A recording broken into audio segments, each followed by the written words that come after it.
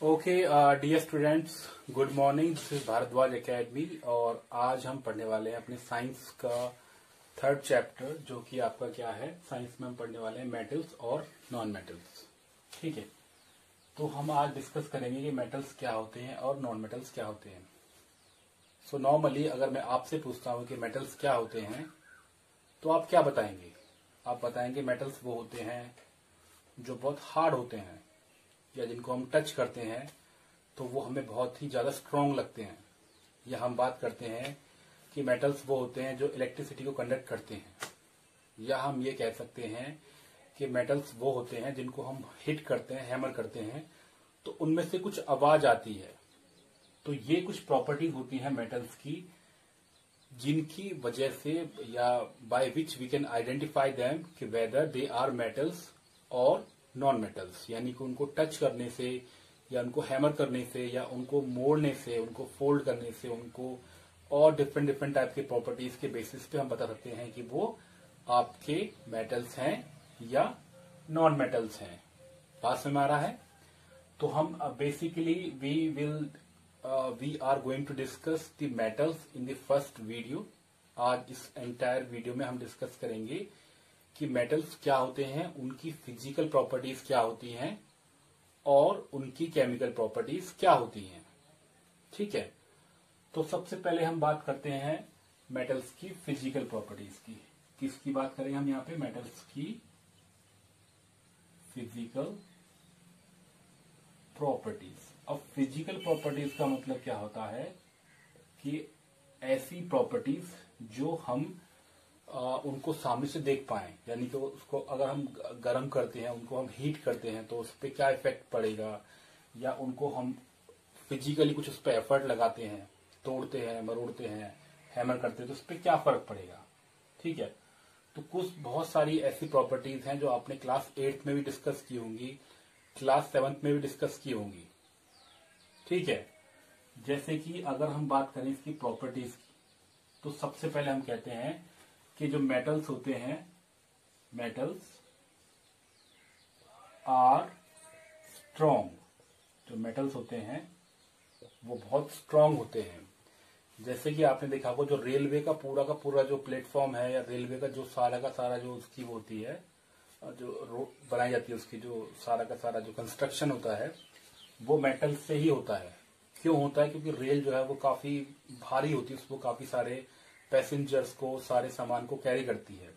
तो वो कैरी सिर्फ वही चीज कर सकती है जो काफी ज्यादा टफ होगी, बहुत ज्यादा स्ट्रांग होगी। तो पहला पॉइंट क्या है आपका? जो मेटल्स होते हैं वो बहुत ज्यादा स्ट्रांग होते हैं। बात समझ आ गई? ठीक है, और दूसरा पॉइंट हमारा इसमें क्या होगा कि हम इसमें कुछ बड़े ही बहुत ही ज्यादा आपने वर्ड सुने होंगे कि मेटल्स कैसे होते हैं। Metals are malleable. कि मेटल्स जो होते हैं वो बहुत ही ज्यादा मेलेबल होते हैं। जैसे कि आपके घर पे बहुत सारे कंटेनर्स होंगे, कंटेनर्स की जो होती है उनमें शीट होती है, हम उस शीट को ही फोल्ड करके बनाते हैं कंटेनर्स। या आपके पास आपने काफी सारी चीजें ऐसी देखी होंगी जो मेटल्स की बनी होती है, वो बहुत फ्लैट होती हैं। तो मेलेबल का मतलब होता है जिसको हम थिन शीट्स में कन्वर्ट कर सकें। ठीक है, सो मेटल्स जो होते हैं वो मेलेबल भी होते हैं, यानी कि हम उनको थिन शीट्स में कन्वर्ट कर सकते हैं। बात समझ में आ गई? ठीक है, और मेटल्स जो होते हैं वो कैसे होते हैं? डक्टाइल होते हैं। डक्टाइल का मतलब क्या है कि आपके घर में जितने भी वायर हैं, उस प्लास्टिक की कवरिंग को अगर हम हटा दें तो वहां पे आपको दिखते हैं बहुत छोटे छोटे वायर होते हैं, बहुत मोटे से छोटे से वायर होते हैं, पर वो काफी लंबे होते हैं। तो मेटल्स जो होते हैं वो कैसे होते हैं? वो डक्टाइल होते हैं। डक्टाइल का मतलब जिनको हम बहुत ही पतले पतले वायर में कन्वर्ट कर सकते हैं, जिनको कि हम थिन वायर्स में कन्वर्ट कर सकते हैं। एग्जाम्पल के तौर पे बड़ा इंटरेस्टिंग सा एग्जाम्पल है कि अगर आपके पास सिर्फ 1 ग्राम गोल्ड है, अगर आप उस गोल्ड को स्ट्रेच करो, आप उस गोल्ड को अगर लंबा करो तो आप करीब करीब 2 किलोमीटर लंबा वायर बना सकते हो। सोचो कि मेटल्स के अंदर कितनी यूनिक प्रॉपर्टी है कि आप उसको छोटे छोटे धागे जैसी स्ट्रक्चर में भी कन्वर्ट कर सकते हो। बात समझ रही है? यानी कि सिर्फ 1 ग्राम गोल्ड जो है वो 2 किलोमीटर तक की लंबाई का एक तार बन सकता है। ठीक है, तो ये आपके पॉइंट हो गए यहाँ पे। और इसमें हम काफी सारे पॉइंट्स हैं, डक्टाइल हो गया, यहाँ पे मेलेबल हो गया, और ये जो होते हैं कैसे होते हैं, बहुत ही ज्यादा इनके जो मेल्टिंग पॉइंट, बॉइलिंग पॉइंट होते हैं वो काफी हाई होते हैं। तो मेल्टिंग और बॉइलिंग पॉइंट है, यानी कि हम इसको उबालेंगे या हम इनको मेल्ट करेंगे तो इनकी कैसे होते हैं, वो हाई होते हैं। Melting and boiling point are high, या we can say that they have high melting and boiling point. इनके मेल्टिंग और बॉइलिंग पॉइंट होते हैं वो बहुत ज्यादा होते हैं। बात समझ रही है। और हम कह सकते हैं कि अगर हम इनको हैमर करते हैं, अगर हम इनको पीटते हैं तो वहां से कुछ आवाज आती है, इसको, उस प्रॉपर्टी को हम बोलते हैं सोनोरस, यानी कि ऑन बीटिंग, अगर हम उनको बीट करें, उनको हैमर करें, on beating they produce sound. क्या करते हैं वो, साउंड प्रोड्यूस करते हैं। ओके, सो अब हमारी हम नेक्स्ट प्रॉपर्टी पढ़ते हैं। अभी इससे पहले हमने पढ़ी सोनोरस, यानी उसको अगर किसी भी अगर मेटल को हम हैमर करेंगे तो हैमर करने से वो कुछ आवाज प्रोड्यूस करेगा। क्या करेगा, वो कुछ आवाज प्रोड्यूस करेगा। अब हम नेक्स्ट प्रॉपर्टी करते हैं। ये जो होते हैं लस्ट्रस होते हैं। कैसे होते हैं ये, लस्ट्रस। लस्ट्रस का मतलब होता है चमकदार। अगर आप इसको थोड़ा सा आप रब करोगे, थोड़ा सा इसको आप रब करो किसी भी मेटल, अदर मेटल से, तो आपको वहां पे शाइनिंग सरफेस दिखाई देगा। यानी कि लस्ट्रस कैसे होते हैं, ये शाइनिंग होंगे। कैसे होंगे, शाइनिंग। तो नॉर्मली जो मेटल्स होते हैं वो कैसे होते हैं, वो शाइनिंग होते हैं। ठीक है, और ये क्या होते हैं नॉर्मली, नेक्स्ट पॉइंट हमारा क्या होगा, ये जनरली हार्ड होंगे। अब हमने जनरली वर्ड क्यों यूज किया, क्योंकि कुछ मेटल्स ऐसे होते हैं जैसे कि सोडियम और पोटेशियम, यानी कि Na और K। सोडियम और पोटेशियम सिर्फ ऐसे मेटल्स होते हैं जिनको आप अगर एक नाइफ से कैंची भी लोगे, एक चाकू लोगे, तो उस चाकू से इनको आप आराम से कट कर सकते हो। तो इसलिए हम कहते हैं कि ये जनरली हार्ड होते हैं। Except these two metals, all the metals are hard. यानी अगर आप उनको पकड़ोगे, टच करोगे, तो वो आपको कैसे दिखाई देंगे, हार्ड दिखाई देंगे। आप उनको टच करोगे तो वो आपको हार्ड लगेंगे। ठीक है, और ये दूसरा पॉइंट क्या होगा, ये रूम टेम्परेचर पे, जो रूम टेम्परेचर होगा, रूम टेम्परेचर पे दे आर सॉलिड। कैसे होते हैं ये, सॉलिड होते हैं एक्सेप्ट मरकरी। अगर आप मरकरी को छोड़ दो तो बाकी सारे के सारे जो होते हैं वो रूम टेम्परेचर पे कैसे होते हैं, सॉलिड होते हैं। कैसे होते हैं, सॉलिड। तो लस्ट्रस है, यहाँ पे हार्ड भी है। एक्सेप्ट, हम एक्सेप्ट की बात क्यों कर रहे हैं, क्योंकि दीज आर एक्सेप्शनल एलिमेंट। ये ऐसे मेटल्स हैं जो being metal they are soft, और ये है being metal it is liquid. जो मरकरी होता है, जो आपने डॉक्टर देखे होंगे, डॉक्टर जिससे आपका टेम्परेचर मेजर करते हैं, उसके अंदर आपका मरकरी ही भरा हुआ होता है। ठीक है, अब इनकी यहाँ पे कुछ पॉइंट्स है कि इनकी जो डेंसिटी होती है वो हाई होती है। क्या होती है, इनकी डेंसिटी हाई होती है। हाई डेंसिटी का मतलब क्या होता है कि इनका मास पर यूनिट वॉल्यूम जो होता है वो बहुत ज्यादा होता है। यानी कि आप इनको अगर पानी में डालोगे तो नॉर्मली ये सिंक कर जाएंगे, ये फ्लो नहीं करेंगे। तो हाई डेंसिटी का मतलब क्या होगा कि इनका मास पर यूनिट वॉल्यूम जो होता है वो बहुत ज्यादा होता है। ठीक है, अब ये नॉर्मली जो होते हैं सिल्वर और ग्रे कलर के होते हैं।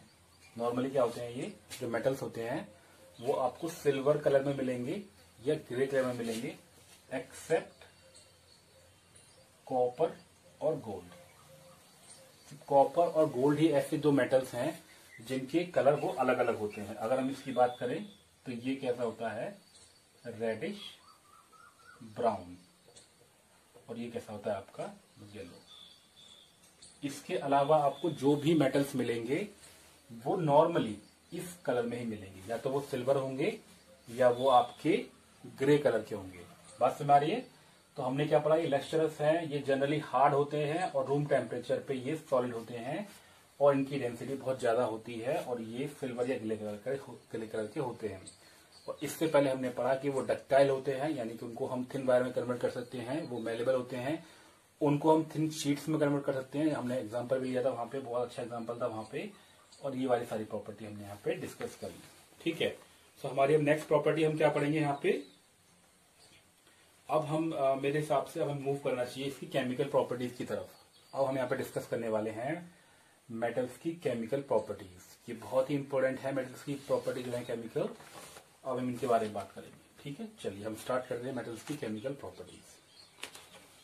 तो मेटल्स जो होते हैं वो किस तरीके से रिएक्शन करते हैं एसिड के साथ, बेस के साथ, और उनको अगर हम ऑक्सीडाइज करेंगे या उनकी हम कौन कौन सी प्रॉपर्टी हम डिस्कस करेंगे, ये हम यहाँ पे देखते हैं। अगर हम उसकी वाटर के साथ देखेंगे, पानी के साथ मिला के देखेंगे, तो वो कैसी कैसी प्रॉपर्टीज शो करेंगे, हम उसके बारे में बात कर रहे हैं यहाँ पे। ठीक है, तो अब हम पढ़ रहे हैं मेटल्स की केमिकल प्रॉपर्टीज। क्या पढ़ रहे हैं हम यहाँ पे, मेटल्स की केमिकल प्रॉपर्टीज। देखो एक बात ध्यान रखना, मेटल्स की केमिकल प्रॉपर्टीज हम पढ़ने जा रहे हैं, तो मेटल्स को हम स्टार्टिंग में इस चीज को डिस्कस कर लेते हैं कि मेटल्स जो होते हैं वो, कुछ मेटल जो होते हैं वो बहुत ज्यादा रिएक्टिव होते हैं और कुछ मेटल जो होते हैं वो लेस रिएक्टिव होते हैं। तो मेटल्स की रिएक्टिविटी बेस डिपेंड करती है मेटल्स की प्रॉपर्टी पे। और मेटल्स की वो कौन सी प्रॉपर्टी होती है कि मेटल्स जो होते हैं वो इलेक्ट्रॉन को बहुत इजीली छोड़ देंगे। जो इलेक्ट्रॉन को जितना जल्दी छोड़ देगा, गिव अप कर देगा, लूज कर देगा, वो उतना ही रिएक्टिव मेटल होगा, उतना ही वो एक्टिव मेटल होगा। ठीक है, फिजिकल प्रॉपर्टी में मुझे एक दो प्रॉपर्टी और याद आई है कि अगर हम उनको, वो इलेक्ट्रिसिटी को इजीली कंडक्ट कर लेते हैं। वैसे ये बहुत नॉर्मल सी बात है, बट स्टिल हमें डिस्कस कर लेनी चाहिए कि जो मेटल्स होते हैं वो क्या होते हैं, नॉर्मली वो इलेक्ट्रिसिटी को कंडक्ट करते हैं। ठीक है, और वो हीट को भी कंडक्ट करते हैं। उसके लिए एक एक्टिविटी भी है एनसीईआरटी में, अगर आप उसको रेफर करोगे तो you can see that there is a activity which will tell you whether they can conduct heat और नॉट।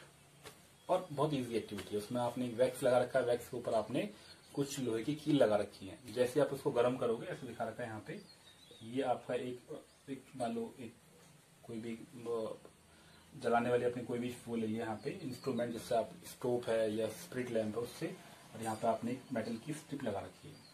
इस स्ट्रिप पे यहाँ पे ये गर्म हो रहा है, यहाँ पे आपने वैक्स के साथ में कुछ कील लगा रखी है, वैक्स के साथ में कुछ कील लगा रखी है।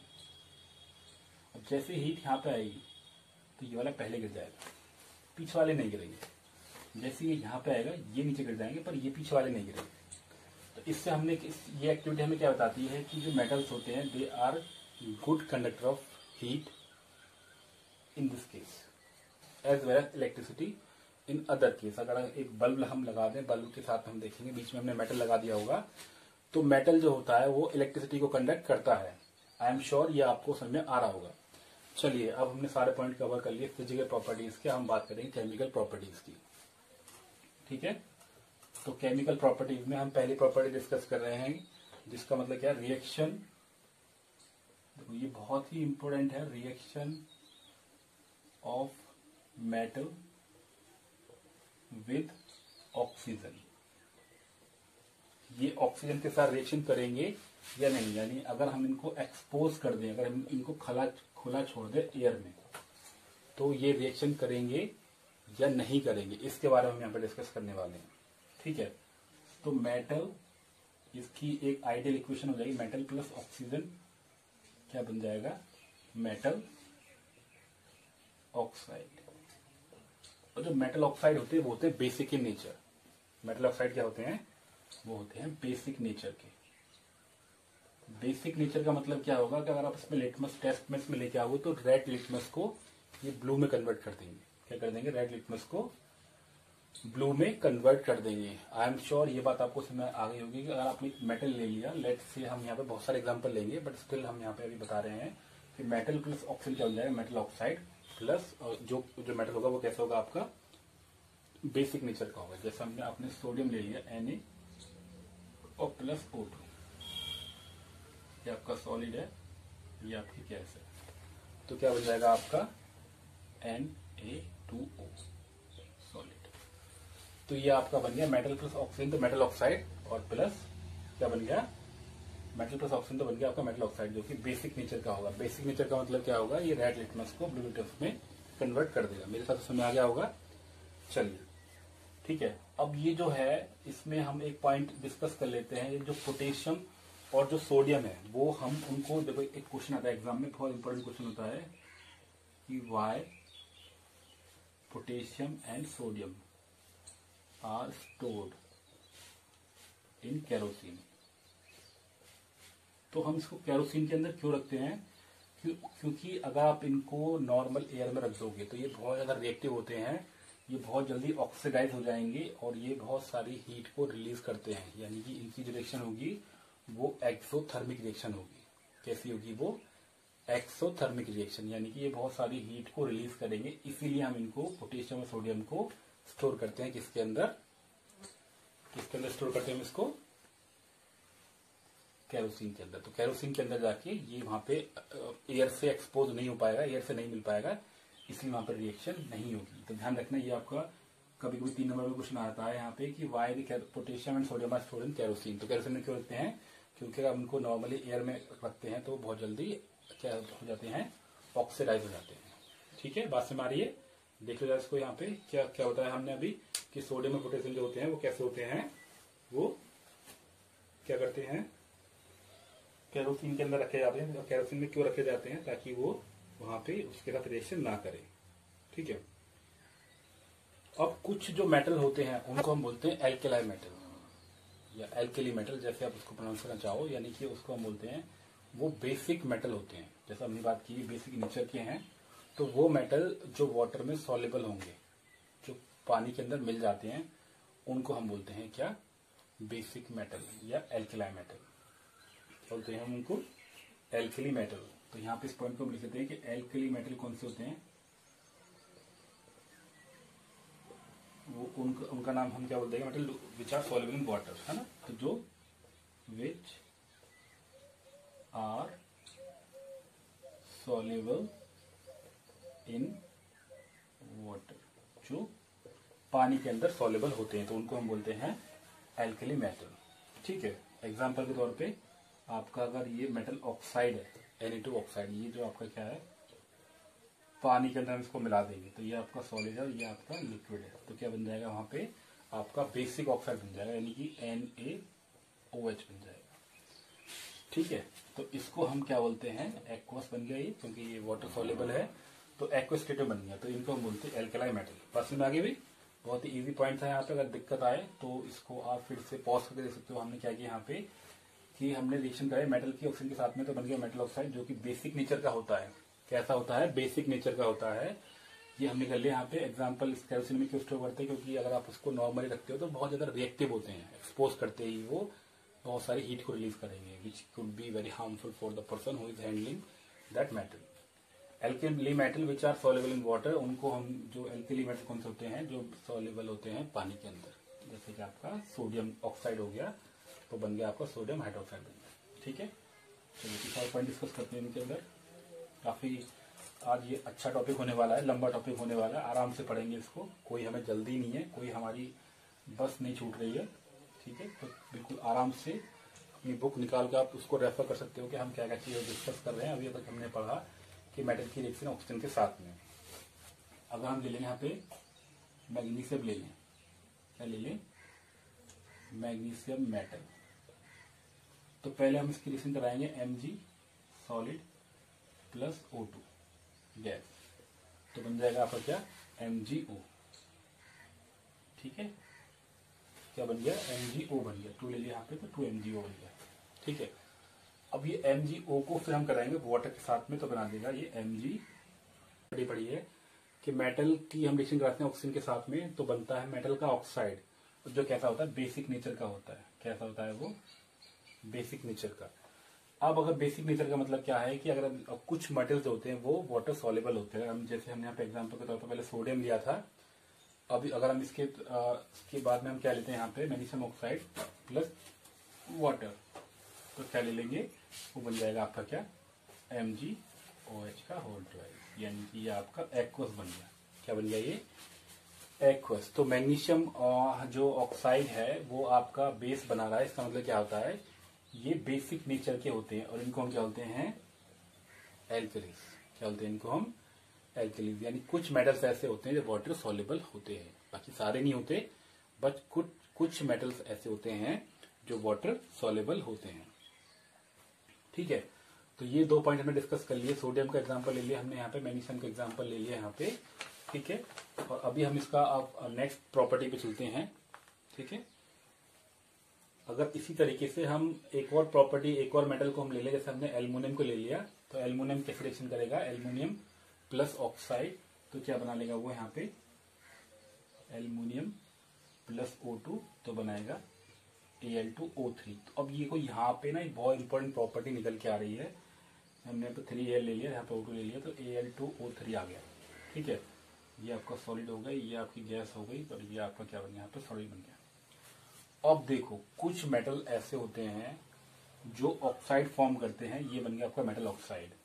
अब ये जो ऑक्साइड है, इस बात को जरा ध्यान से सुनना, कान खोल के, इनको ये ऑक्साइड जो होते हैं ये रिएक्शन करते हैं एसिड के साथ भी और बेस के साथ भी। तो वो प्रॉपर्टी जिसकी वजह से ये एसिड के साथ भी रिएक्शन करते हैं और बेसिक के साथ रिएक्शन करते हैं, उस मतलब उन ऑक्साइड को हम बोलते हैं एम्फोटेरिक ऑक्साइड। क्या बोलते हैं उनको हम, एम्फोटेरिक ऑक्साइड। ये एग्जाम के हिसाब से बहुत ही इंपॉर्टेंट पॉइंट है। एम्फोटेरिक ऑक्साइड का मतलब वो ऑक्साइड जो रिएक्शन करते हैं एसिड के साथ एज वेल एज बेस के साथ में, तो उनको हम बोलते हैं एम्फोटेरिक ऑक्साइड। बात समझ आ गई? इसको हम अलग से डिस्कस करते हैं यहाँ पॉइंट में जाके। हम एक एग्जांपल लेंगे इसका कि ये कैसे रिएक्शन कर रहे हैं यहाँ पे। तो जैसे हमने ले लिया Al2O3, तो पहले हम यहाँ पे लिखते हैं एम्फोटेरिक ऑक्साइड का मतलब क्या होता है। एम्फोटेरिक ऑक्साइड का मतलब वो ऑक्साइड जो रिएक्शन करते हैं एसिड के साथ एज वेल एज बेस के साथ, कैन रिएक्ट विद एसिड और एज वेल एज बेस। यानी कि वो एसिड जो वो ऑक्साइड जो रिएक्शन करेंगे एसिड के साथ एज वेल एज बेस के साथ में, तो उनको हम बोलते हैं एम्फोटेरिक ऑक्साइड। अब हम इसका एग्जांपल ले लेते हैं यहाँ पे, ठीक है। ये पॉइंट्स में आ गए, ये एग्जाम के साथ तो बहुत इंपॉर्टेंट होगा कि कुछ ऑक्साइड ऐसे होते हैं जो रिएक्शन करते हैं एसिड के साथ भी बेस के साथ भी। जैसे कि आपका Al2O3 है, प्लस आपने मान लो यहाँ पे कोई एसिड ले लिया, ठीक है। आपने वहां पे क्या ले लिया, कोई एसिड ले लिया, तो क्या बना देगा वहां पे सॉल्ट फॉर्म कर लेगा ये AlCl3 प्लस वाटर, ठीक है। तो ये एक्वस हो जाएगा यहाँ पे और ये आपका लिक्विड आ गया। तो इसको हम क्या बोलते हैं, इसमें रिएक्शन कर ली यहाँ पे सॉल्ट, यानी कि देखो ये बेसिक ऑक्साइड और प्लस हाइड्रोक्लोरिक एसिड क्या बन गया आपका, सॉल्ट प्लस वाटर बन गया। तो ये रिएक्शन दिख रही है आपको एसिड वाली, इसको आप बैलेंस कर सकते हो यहाँ पे। तो यहाँ पे हम क्या लगा लेंगे 6HCl, यहाँ पे 2 कर देंगे, H कितने 6 है तो यहाँ पे 3 कर देंगे, तो आगे 3HCl, ठीक है। ये तो आपकी रिएक्शन हो गई, reaction of metal oxide with acid. तो ये पहला पॉइंट हो गया। दूसरा पॉइंट क्या हो जाएगा, अगर हमने Al2O3 ले लिया और प्लस यहाँ पे क्या ले लिया, कोई बेस ले लिया, सपोज हमने NaOH ले लिया, NaOH, तो क्या बना देगा ये NaAlO2, जिसको हम कहते हैं सोडियम एल्यूमिनेट। ये भी एक सॉल्ट है और प्लस वाटर, क्या बना देगा यहाँ पे salt plus water. So property देखें, बैलेंस कर लेंगे यहाँ पे। Al के यहाँ पे 1 है, यहाँ पे हम 2 कर लेते हैं, 2 कहते हैं यहाँ पे 2 कर लेंगे। पानी के 2 हो गए, H2 और ये सब बैलेंस हो गए यहाँ पे, 2 और 2 4 हो गए, तो 3 और 1 4 हो गए, 3 और 1 5 यहाँ पे ये बैलेंस नहीं यहाँ पे, तो हमें ये बैलेंस करना पड़ेगा। 2 और 2 4, तो और यहाँ पे कितने हैं आपका 3 और 2 5, ठीक है, बैलेंस है ना, कोई दिक्कत नहीं यहाँ पे। तो ये क्या आपका ये बहुत इंपॉर्टेंट प्रॉपर्टी हम डिस्कस कर रहे हैं। एम्फोटेरिक ऑक्साइड का मतलब क्या होता है, वो oxide which can react as well as which can react with acid as well as base. So these oxides are called amphoteric oxide. ये अपने आप में ही, इसमें हमने 2 अच्छे क्वेश्चन डिस्कस किए हैं। एक क्वेश्चन हमने डिस्कस किया था वो वाला कि वो केरोसिन के अंदर क्यों रखते हैं, क्योंकि वो बाहर निकलते ही वो बहुत जल्दी कैच कर लेते हैं फायर को। और यहाँ पे हमने डिस्कस किया एम्फोटेरिक ऑक्साइड क्योंकि रिएक्शन करते हैं एसिड के साथ एज वेल एज बेस के साथ पे। तो आई एम श्योर ये आपको समझ में आ गया होगा, ठीक है। चलिए हम नेक्स्ट प्रॉपर्टी की तरफ चलते हैं। यहाँ पे अभी एक एग्जांपल और भी हम ले सकते थे, लेकिन हमें अभी जरूरत नहीं, क्योंकि हमें बहुत काफी सारी चीजें कवर करनी है। तो अब हम आगे चलते हैं। अब हमारा नेक्स्ट पॉइंट है reaction of metal with water. तो कुछ मेटल्स होते हैं जो पानी के साथ रिएक्शन करते हैं, कोल्ड वाटर के साथ, हॉट वाटर के साथ में, और कुछ ऐसे होते हैं जो सिर्फ स्टीम के साथ रिएक्शन करते हैं, यानी कि सिर्फ भाप के साथ रिएक्शन करते हैं। तो ये भी, इसमें भी एक बहुत अच्छा क्वेश्चन आता है। तो क्या है आपका, रिएक्शन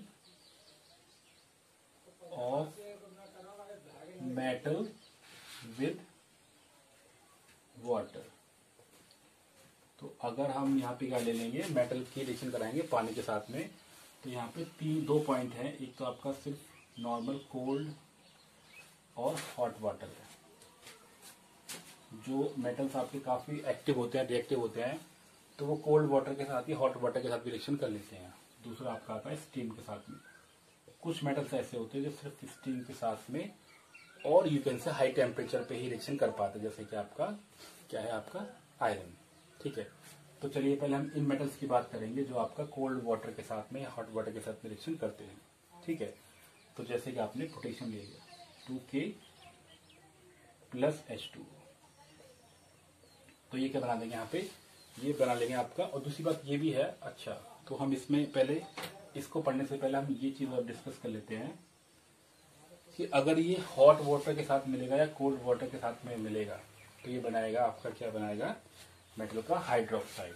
क्या बनाएगा, मेटल हाइड्रोक्साइड। और अगर ये स्टीम के साथ बनाएगा तो बनाएगा मेटल का ऑक्साइड। ये बात ध्यान रखनी है कि अगर आपने हॉट या कोल्ड वाटर मिलाया तो बनेगा मेटल हाइड्रोक्साइड, अगर आपने स्टीम मिलाया तो बनेगा मेटल का ऑक्साइड। तो इसको हम लिख भी लेते हैं एक बार, तो और अच्छे से में आ जाएगा। कैसे लिखेंगे यहाँ पे, मेटल प्लस वाटर, तो क्या बनेगा, मेटल का हाइड्रोक्साइड। ठीक है, और मेटल प्लस स्टीम लेंगे तो बन जाएगा मेटल ऑक्साइड। ठीक है, बात समझ में आ रही है। तो ये हमने पढ़ लिया। अब हम एग्जांपल ले लेते हैं यहाँ पे कि अगर आपने पानी लिया या स्टीम लिया, देखो दोनों में कोई अंतर नहीं है, बट अंतर किस चीज का होगा, सिर्फ टेम्परेचर का, कि जो स्टीम होती है इसका टेम्परेचर ज्यादा होता है। तो जो लेस रिएक्टिव मेटल होते हैं, जो बहुत ज्यादा रिएक्टिव नहीं होते हैं, वो सिर्फ कब रिएक्शन करते हैं, जब हम उनको गर्म पानी या फिर उनको हम हाई टेम्परेचर पे लेंगे, स्टीम में लेंगे। ठीक है, चलो इनकी रिएक्शन को डिस्कस करते हैं यहाँ पे अभी। तो पहला हम यहाँ पे एग्जांपल ले लेते हैं। पहले वो मेटल जो बहुत एक्टिव होते हैं, जैसे हमने 2K ले लिया और हमने यहाँ पे वाटर ले लिया, तो क्या बना लेंगे यहाँ पे, 2KOH। ये आपका सोडियम हाइड्रोक्साइड बन गया। ठीक है, ये कैसा आपका एक्वस होगा, तो प्लस ये क्या निकालेगा यहाँ पे, 2KH हो गया, वाटर यहाँ पे आ गया, और क्या होगा यहाँ पे, हाइड्रोजन गैस फ्री हो जाएगी, हाइड्रोजन गैस, और प्लस हीट निकल जाएगी। ठीक है, हम सिर्फ एक एक एग्जांपल लेके चल रहे हैं यहाँ पे कि अगर हमने अपने हाईली रिएक्टिव मेटल को लिया वाटर के साथ में, तो वो बेस को फ्री करेगा और प्लस हाइड्रोजन गैस निकलेगी और प्लस वहां पे हीट भी निकलेगी, क्योंकि ये बहुत ही ज्यादा एक्टिव एलिमेंट है, एक्टिव मेटल है। एक एग्जाम्पल हम लेते हैं उन मेटल्स का जो रिएक्शन करते हैं सिर्फ स्टीम के साथ में। ठीक है, जैसे हम यहाँ पे कोई एग्जांपल ले लेते हैं कोई ऐसे मेटल का जो कि सिर्फ रिएक्शन किसके साथ में करेगा, स्टीम के साथ में। ठीक है, जैसे हमने एग्जांपल ले लिया एल्यूमिनियम का, 2Al सॉलिड होगा और यहाँ पे हमने वाटर ले लिया, 2H2। ठीक है, तो क्या बनाएगा यहाँ पे, अब हमें दिख रहा है कि ये बनाएगा आपका मेटल का ऑक्साइड। तो Al2O3 प्लस वाटर। ठीक है, तो ये सॉलिड होगा, यहाँ पे ये कैसा आ गया आपका, लिक्विड आ गया। तो बात समझ आ रही है। हमने बहुत छोटे दो एग्जांपल ले लिए क्योंकि वीडियो काफी लंबी बन जाएगी यहाँ पे। अगर आपका हाईली रिएक्टिव मेटल होगा वो रिएक्शन करेगा वाटर के साथ में, यानी कि आपका कोल्ड वाटर होगा या नॉर्मल वाटर होगा, तो बनाएगा इस चीज को, और ये स्टीम होगी तो बनाएगी आपका एल्यूमिनियम ऑक्साइड और plus water, aluminium oxide plus water. ठीक है, बात समझ आ रही है। चलिए, तो ये हमने प्रॉपर्टी पढ़ ली, बहुत शॉर्ट में पढ़ ली, काफी लंबा पॉइंट था, हमने इसको बहुत शॉर्ट में कर लिया कि अगर मेटल रिएक्शन करेगा वाटर के साथ में, तो कुछ मेटल जो होते हैं वो नॉर्मल टेम्परेचर पे रिएक्शन कर लेते हैं, बट कुछ जो होते हैं रिएक्शन करते हैं वो सिर्फ स्टीम में, भाप के साथ रिएक्शन करते हैं। ठीक है, जैसे कि एल्यूमिनियम है, आयरन है, वो भी इसी के अंदर आता है। ठीक है, और यहाँ पे ये आपका सिर्फ हाइड्रोजन गैस रिलीज करेगा ना यहाँ पे। ठीक है, Al2O3 बन जाएगा और H2 गैस रिलीज हो जाएगी। ठीक है, तो ये हमने डिस्कस कर लिया। हम अगला पॉइंट चलते हैं, अगले पॉइंट की तरफ चलते हैं। अगर हम मेटल की रिएक्शन कराते हैं किसके साथ से, विद एसिड। अब एसिड के साथ में जो होती है रिएक्शन, इसकी भी काफी वो रहती है, मतलब अगर हाईली रिएक्टिव मेटल होगा वो करेगा रिएक्शन के साथ में, तो हम इसमें यहाँ पे लेते हैं डाइल्यूट। डाइल्यूट का मतलब वो एसिड जो ज्यादा इफेक्टिव या ज्यादा एक्टिव नहीं है होगा, हाइड्रोक्लोरिक एसिड। तो अगर हम मेटल की रिएक्शन कराएंगे हाइड्रोक्लोरिक एसिड के साथ में, तो क्या सब बनाएगा, सॉल्ट बनेगा और प्लस हाइड्रोजन रिलीज हो जाएगी। ठीक है, तो जैसे हमने ले लिया यहाँ मेटल प्लस डाइल्यूट एसिड, तो क्या बना देगा वो, सॉल्ट प्लस हाइड्रोजन। ये रिएक्शन हमने फर्स्ट चैप्टर में पढ़ी थी डिस्प्लेसमेंट में भी, और यहाँ पे पढ़ रहे हैं, क्योंकि जो हाइड्रोजन होता है वो ज्यादा रिएक्टिव नहीं होता, वो एज कम्पेयर टू मेटल। अगर ऐसा है, अगर जो मेटल है वो ज्यादा रिएक्टिव है या ज्यादा एक्टिव है किससे, हाइड्रोजन से, तो वो उसको डिस्प्लेस कर देगा। अगर वो उससे लेस रिएक्टिव होगा तो डिस्प्लेस नहीं कर पाएगा। ये टर्म आपको थोड़ा सा अलग सा लग रहा होगा, तो एक अलग से पॉइंट आएगा अभी रिएक्टिविटी सीरीज का, हम उसमें इसको डिस्कस करेंगे कि हम यहाँ पे क्या चीज, किस चीज के बारे में रेफर कर रहे हैं। तो मेटल जैसे हमने यहाँ पे ले लिया सोडियम, ठीक है, और यहाँ पे हमने ले लिया क्या, HCl डाइल्यूट। ठीक है, यहाँ पे हम यहाँ पे लिखा के डाइल्यूट हमने ले लिया इस तरीके से। ठीक है, तो क्या बना देगा यहाँ पे, ये एक्वस होगा तो बना देगा NaCl। ठीक है, एक्वस और प्लस क्या बन गया यहाँ पे, H2 गैस फ्री होगी। पसंद आ रही है। तो हमने क्या डिस्कस किया, यहाँ पे सोडियम प्लस हाइड्रोक्लोरिक एसिड बन गया, तो बन गया sodium chloride plus H2 gas free हो गई। ठीक है, तो ये रिएक्शन है आपकी सोडियम की और किसकी, हाइड्रोक्लोरिक एसिड, मेटल की प्लस हाइड्रोक्लोरिक एसिड की। ठीक है, एक मिनट यहाँ पे हल्का सा 1 सेकंड का ब्रेक ले लेते हैं हम यहाँ पे काफी। तो अभी हमने क्या डिस्कस किया, हमने डिस्कस किया कि सोडियम रिएक्शन करता है किसके साथ में, डाइल्यूट हाइड्रोक्लोरिक एसिड के साथ में, तो बनाएगा NaCl और प्लस हाइड्रोजन। ठीक है, तो अब हम अगला पॉइंट, इसमें हम अगर चाहें तो 1-2 एग्जांपल और भी ले सकते हैं। जैसे कि हमने कोई एग्जांपल ले लिया किसका, हमने जिंक का ले लिया। जिंक है आपका सॉलिड और प्लस आपने HCl ले लिया आपका कैसा, डाइल्यूट। डाइल्यूट का मतलब इसके अंदर थोड़ा सा वाटर की अमाउंट प्रेजेंट होगी, तो वो बन जाएगा आपका ZnCl2। ठीक है, एक्वस प्लस आपकी H2 गैस रिलीज हो जाएगी। तो ये आपकी रिएक्शन कौन सी होगी, reaction of metal with the dilute acid. ठीक है, ये हमने यहाँ पर डिस्कस कर लिया। अब ये देखो, इसी में एक नोट करके एक पॉइंट है कि अगर आप बात करो नाइट्रिक एसिड की, तो नाइट्रिक एसिड जो होगा, अगर हम नाइट्रिक एसिड को यहाँ पे ले लेते हैं, इसकी जगह पे HNO3 ले लेंगे, तो वो यहाँ पे इसको H2 को रिलीज नहीं करेगा, बल्कि वो H2O बना देगा, क्योंकि नाइट्रिक एसिड होता है, it is a strong oxidizing agent. It is a strong oxidizing agent, यानी एक बहुत ही खतरनाक एसिड हो सकता है, उसको ऐसा बोल सकते हैं। अगर आप कोई मेटल लोगे, उसके रिएक्शन कराओ नाइट्रिक एसिड के साथ में, तो क्या बना देगा वो, सॉल्ट और प्लस वहां पे क्या बना देगा, वाटर को फ्री कर देगा, क्योंकि ये एक स्ट्रॉन्ग ऑक्सीडाइजिंग एजेंट होता है। ठीक है, तो ये तुरंत क्या कर देगा, आपको ध्यान रखना है, नाइट्रिक एसिड जो होगा रिएक्शन में क्या करेगा, हाइड्रोजन को फ्री ना करके बल्कि वो वाटर को फ्री कर देगा, मतलब H2 को बहुत जल्दी ऑक्सीडाइज कर देगा किसमें, H2O में। ठीक है, ये एक नोट करके हमने ऐसा पॉइंट लिखवाया है कि नाइट्रिक एसिड क्या होता है, कि स्ट्रॉन्ग ऑक्सीडाइजिंग एजेंट होगा। इस रिएक्शन के अंदर जैसी रिएक्शन होगी वो तुरंत ही क्या कर देगा, वो इस चीज को बना देगा। लेकिन अगर आपने इसको डाइल्यूट कर दिया, यानी आपने इसको बहुत ही ज्यादा डाइल्यूट किया, तब वो इस रिएक्शन को भी बना सकता है, NaCl प्लस वो H2 को रिलीज करेगा। पर ध्यान रखना कब होगा, जब ये बहुत ज्यादा डाइल्यूट होगा। क्या होगा, जब ये बहुत ज्यादा डाइल्यूट होगा। ठीक है, चलिए अब हम एक छोटा सा अलग से पॉइंट हम पढ़ रहे हैं यहाँ पे। क्या पॉइंट है कि मेटल की रिएक्शन हम कराएंगे, यहाँ पे एक अलग से पॉइंट है, वो पॉइंट है एक्वा रेजिया। एग्जाम में क्वेश्चन आता है कि ऐसा कौन सा सॉल्यूशन होता है जो, देखो नॉर्मली आपको पता है जो गोल्ड है वो बहुत ही नॉन रिएक्टिव है, वो रिएक्शन करता नहीं है। अगर आपने देखा हो, सुना भी होगा कि जब आप खुदाई करते हैं, कहीं पे हम माइनिंग करते हैं, माइनिंग में जाके हमें जो सोना मिलता है वो बिल्कुल आपको चमकता हुआ मिलता है। चमकता हुआ वो तभी मिल सकता है कि जब वो नेचर के अंदर कहीं पे जाके रिएक्शन ना करे। या प्लेटिनम है, प्लेटिनम हमें कहीं मिलेगा तो वो कैसा मिलेगा, हमेशा अपनी प्योरेस्ट फॉर्म में मिलता है। तो ऐसा क्यों, वो क्यों मिलते हैं इस तरीके से, क्योंकि वो रिएक्शन नहीं करते हैं। लेकिन अब हम हम ऐसा केमिकल इंट्रोड्यूस कर रहे हैं हम जिसको हम बोलते हैं एक्वा रेजिया। एक्वा रेजिया बना होता है दो चीज से, HCl से और HNO3 से। अगर हमने कंसंट्रेट HCl ले लिया, कंसंट्रेट ही HNO3 ले लिया, मतलब कि उनके अंदर वाटर की बिल्कुल भी अमाउंट नहीं होगी, अगर उनके अंदर पानी की बिल्कुल भी अमाउंट ना हो, ठीक है।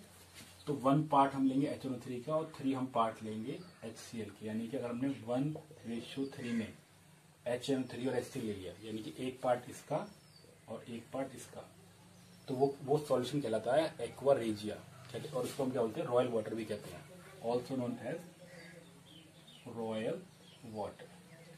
हम इसको रॉयल वाटर भी कहते हैं क्योंकि ये जो है, मतलब कि अगर आप जाते हो गोल्ड दुकान वाले के पास जाते हो, गोल्ड स्मिथ के पास जाते हो, यहाँ पे आप एक सुनार के पास जाते हो, तो सुनार को आप अपना गोल्ड देते हो कि इसको आप थोड़ा सा चमका दो, तो वो एक्चुअल में करता क्या है, वो आपका इसी सॉल्यूशन के अंदर उसको डिप करेगा, और ये ऐसा सॉल्यूशन होता है कि गोल्ड को भी डिसॉल्व कर लेता है और प्लेटिनम को भी डिसॉल्व कर लेता है। मतलब this is the liquid which can dissolve gold, जो किसी भी एक अलग सॉल्यूशन से डिसॉल्व नहीं होता है, वो इसको डिसॉल्व कर लेगा। इसको हम बोलते हैं एक्वा रेजिया। 1:3 में अगर हमने HNO3 प्लस HCl ले लिया तो वो कहलाएगा रॉयल वाटर या एक्वा रेजिया। एग्जाम में क्वेश्चन आ जाएगा कभी कभी घुमा के कि एक्वा रेजिया क्या होता है या रॉयल वाटर क्या होता है और उसकी प्रॉपर्टीज क्या होती है। जब इसको डिसॉल्व कर लेता है गोल्ड को, तो उसकी कुछ अमाउंट जो होती है वो गल के सुनार के पास पहुंच जाती है, तो और आपका जो गोल्ड होता है वो चमकने लगता है, ठीक है। तो इसीलिए हम क्या बोलते हैं कि ये जो होगा आपका बहुत ही ज्यादा, मतलब फ्यूमिंग होता है, कोरोसिव होता है, बहुत ज्यादा ये कोरोसिव नेचर का होगा, और इसकी जो स्मेल होती है, अगर आप जाओ गोल्ड स्मिथ के पास में तो आपको एक अलग टाइप की स्मेल आती है, ठीक है। बात सुन आ रही है। अब हम बात करेंगे, नेक्स्ट टॉपिक है आपका reaction of metal with salt. Reaction of metal with salt. चलो थोड़ी सी इसमें इंक डाल लेते हैं। अभी तो अगर हम बात करें आपके फर्स्ट चैप्टर की, आपने फर्स्ट चैप्टर पढ़ा हुआ डिस्प्लेसमेंट रिएक्शन, क्या पढ़ी होगी आपने, डिस्प्लेसमेंट रिएक्शन। तो डिस्प्लेसमेंट रिएक्शन में आपने क्या पढ़ा था, उसमें एक पॉइंट आया था कि भी जो हाईली रिएक्टिव मेटल होता है वो लो रिएक्टिव मेटल को डिस्प्लेस कर देता है। पढ़ा था आपने, जो एक हाई रिएक्टिव मेटल होता है वो एक लो रिएक्टिव मेटल को डिस्प्लेस कर देता है। उसी प्रॉपर्टी को हम यहाँ पे यूज कर रहे हैं, या फिर हम कहते हैं वही रिएक्शन हम यहाँ पे डिस्कस करने वाले हैं कि जो ज्यादा रिएक्टिव होता है, तो जो ज्यादा रिएक्टिव मेटल होगा वो लो रिएक्टिव मेटल को जो सॉल्ट के साथ मिला हुआ होगा वो उसको डिस्प्लेस कर देता है। कैसे करता है, चलो लेट्स फाइंड इट। अब इसको हम पता करने वाले हैं कि ये चीज कैसे होती है, ठीक है। चलिए, तो सबसे पहले हम क्या लिखेंगे, जैसे आपका मेटल ए है, क्या है आपका मेटल ए, ठीक है। तो metal A plus salt of metal B, तो रिएक्शन जो हो गया आपका क्या बन जाएगा, salt of metal A, salt of metal A plus metal B, यानी कि जो ज्यादा रिएक्टिव वाला होगा वो कम रिएक्टिव वाले को हटा देगा, ठीक है। अभी ज्यादा रिएक्टिव कम रिएक्टिव ये क्या बात चल रही है, मैं इसको आपको बताता हूँ रिएक्टिविटी सीरीज के बारे में। किस बारे में बताया आपको, रिएक्टिविटी सीरीज। तो एक ऐसी सीरीज जो ये बताती है कि कौन सा मेटल किस मेटल को डिस्प्लेस कर सकता है।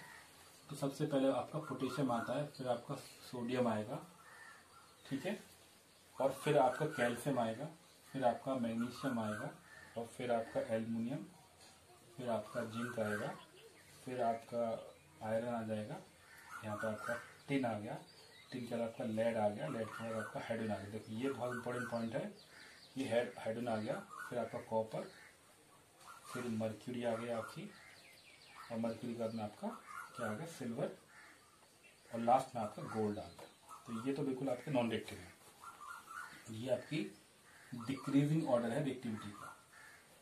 ये क्या है आपका डिक्रीजिंग, क्या है ये आपका डिक्रीजिंग ऑर्डर ऑफ रिएक्टिविटी, यानी कि आपके जो मेटल्स होते हैं, अब जैसे ये वाला मेटल जो है ये इससे कम रिएक्टिव है, तो ये वाला इसको डिस्प्लेस कर सकता है, बट ये इसको डिस्प्लेस नहीं कर पाएगा। लेट्स फाइंड आउट कि हम क्या कहना चाह रहे हैं यहाँ पर। जैसे कि मैंने ले लिया यहाँ पे कॉपर सल्फेट, ये एक सॉल्ट सॉल्यूशन है, यानी कि मैंने उल्टा लिख दिया, लिखा था यहाँ पे, तो हम इसको स्प्रेड से लिख देते हैं। जैसे मैंने यहाँ पे जिंक ले लिया, zinc solid plus copper sulphate ले लिया, ये एक सॉल्ट है आपका, ठीक है।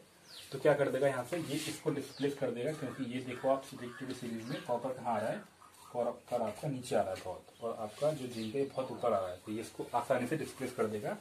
तो बन जाएगा आपका जिंक सल्फेट एक्वस और प्लस आपका ये जो सॉल्ट है ये वाला, ये अलग हो गया, ठीक है। अब ये जो है आपका ये ब्लू सॉल्यूशन है,